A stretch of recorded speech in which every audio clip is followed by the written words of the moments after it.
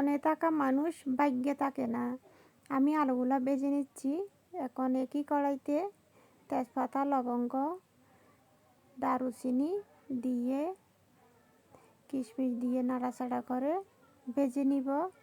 তো হালকা একটু ভেজে তারপর এখানে একটা টমেটো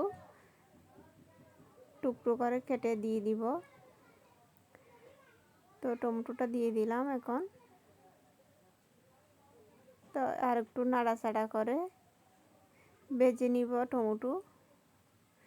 তো ভাজার পর এখানে এখন বাকি মশলা আস্তে আস্তে দিব। এখানে প্রথমে রসুন, আদা, বাদাম বাটা সব দিয়ে দিলাম। এখানে এটা হচ্ছে বিরিয়ানি রান্না করতেছি, চিকেন বিরিয়ানি আলু দিয়ে।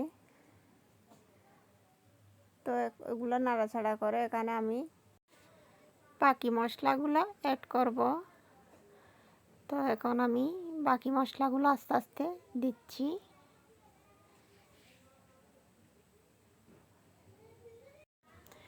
তো মশলাগুলো দেওয়ার পরে এখন একটু হালকা পানি দিয়ে বিরিয়ানি মশলাটা দিব লাস্ট পর্যায়ে দিয়ে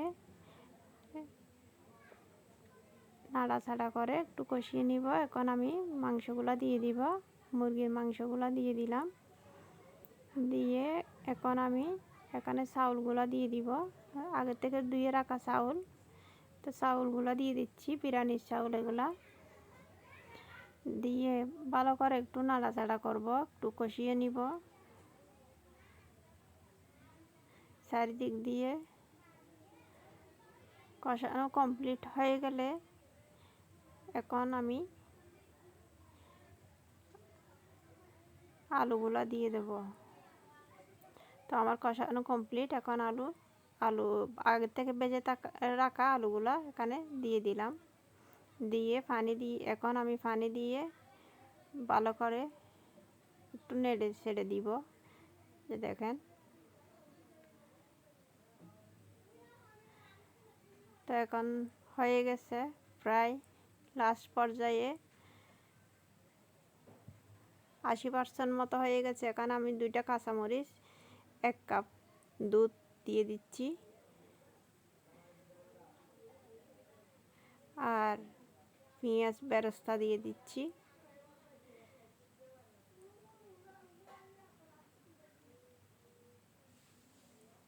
ধনিয়া পাতা কুচি দিয়ে দিচ্ছি।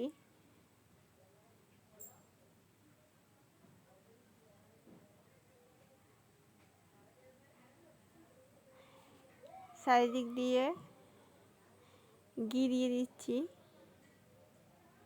এই যে কমপ্লিট হয়ে গেছে আমার চিকেন বিরিয়ানি আলু দিয়ে। তো দেখেন ফাইনালি। তো সবাই কেমন হচ্ছে জানাবেন।